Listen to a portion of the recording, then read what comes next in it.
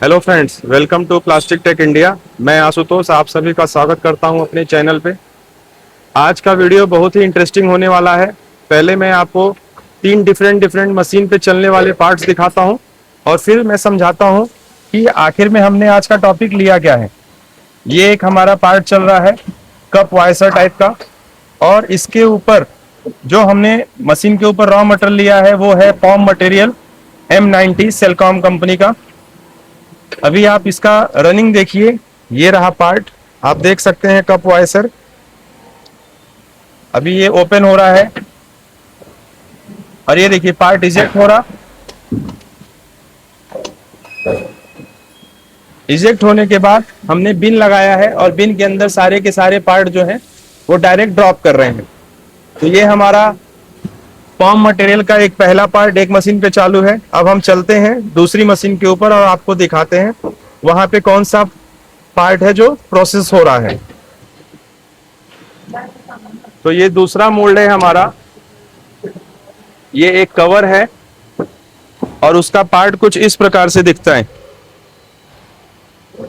ये भी सेलकॉम मटेरियल ही है M90। इसमें आप देख रहे हैं ब्लैक कलर है, इसमें ब्लैक कलर का मास्टर बेस डाला हुआ है वर्जिन मटेरियल में। और ये डायरेक्ट हमारे जो ऑपरेटर हैं वो मशीन से निकाल के डायरेक्ट टेबल के ऊपर रख रहे हैं। यहाँ पे हमने पानी का यूज नहीं किया है क्विंचिंग करने के लिए। देखिए पार्ट इजेक्ट हुआ और ये डायरेक्ट टेबल के ऊपर आ गया। अब हम चलते हैं अपनी तीसरी मशीन के ऊपर, और ये है हमारी थर्ड मशीन जिसके ऊपर एक और पार्ट चल रहा है पॉम का। M90 मटेरियल है सेलकॉम का। ये भी आप देखिए डायरेक्ट जो है इजेक्ट होके पानी में ही हम डाल रहे हैं। तो ये हमारा टॉपिक है कि पॉम मटेरियल में क्विंचिंग, वाटर क्विंचिंग क्यों करते हैं। मतलब हम पार्ट इजेक्ट होने के बाद कुछ पार्ट्स को आप देखा होगा कि हम पानी में डाल रहे हैं और कुछ पार्ट्स को हम डायरेक्ट टेबल पे डाल रहे हैं। तो ये थ्री डिफरेंट पार्ट्स हैं। अब हम आपको एक्सप्लेन करेंगे इसके पीछे का रीजन।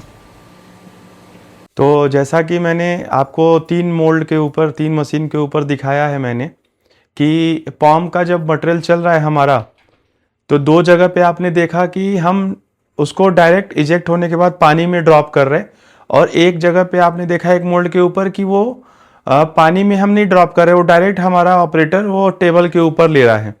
मतलब कि डिफरेंट पार्ट के ऊपर डिफरेंट हमें कूलिंग का जो प्रोसेस है वो करना पड़ रहा है। अभी ये प्रोसेस क्यों करना पड़ता है हमको, पॉम ये मटेरियल जो है वो सेलकॉम M90 है। ये मटेरियल के अंदर जो श्रिंकेज का रेशियो है वो श्रिंकेज रेशियो है 2% का। तो मान लीजिए आपका कोई डायमेंशन है 2 mm का, उसके ऊपर 2% जो है वो श्रिंक होगा, तो ये हो गया 2% का 2% होता है, 2 mm का 2% होता है 0.4 mm। तो 0.4 mm तक वो डायमेंशन श्रिंक हो सकता है, मतलब 1.6 mm तक डायमेंशन आएगा। तो उस चीज को स्टेबल रखने के लिए हम ये क्विंचिंग का प्रोसेस करते हैं। क्विंचिंग प्रोसेस में क्या होता है, वाटर क्विंचिंग प्रोसेस में क्या होता है कि हम जो एक नॉर्मल टेम्परेचर 20 to 30 डिग्री तक के पानी में टेम्परेचर में हम पार्ट को इजेक्ट होने के बाद तुरंत उसमें डालते हैं ताकि रैपिड कूलिंग हो। मतलब जो पार्ट का कूलिंग हो रहा है वो रैपिड हो रहा है।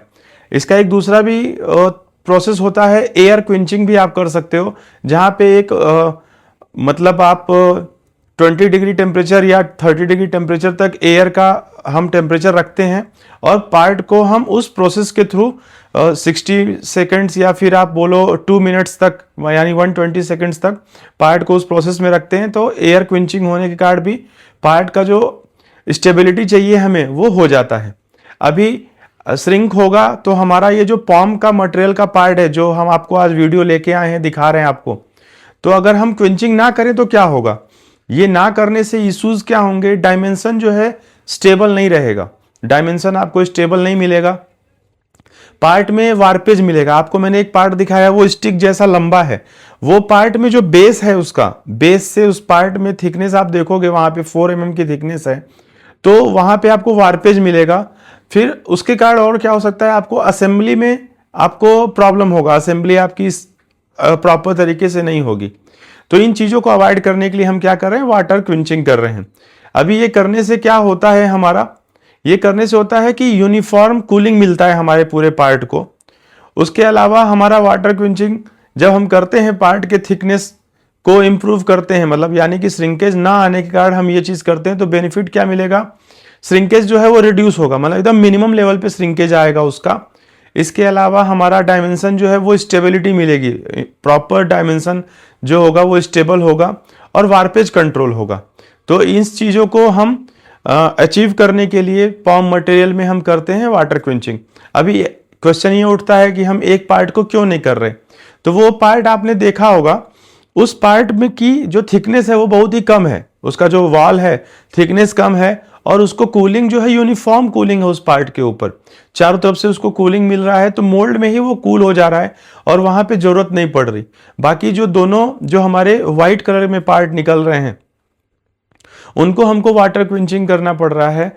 वो इसलिए करना पड़ रहा है क्योंकि उनका जो बॉडी का थिकनेस है वो बहुत ज़्यादा थिक है।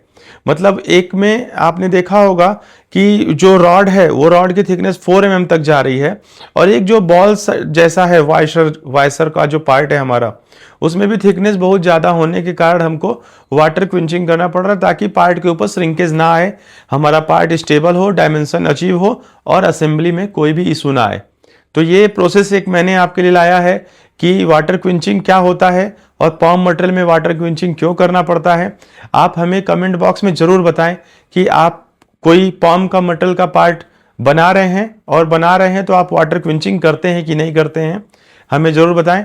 और ऐसे ही जुड़े रहें प्लास्टिक टेक इंडिया के साथ और भी टेक्निकल वीडियोज़ के लिए। Thank you for watching plastic tech India.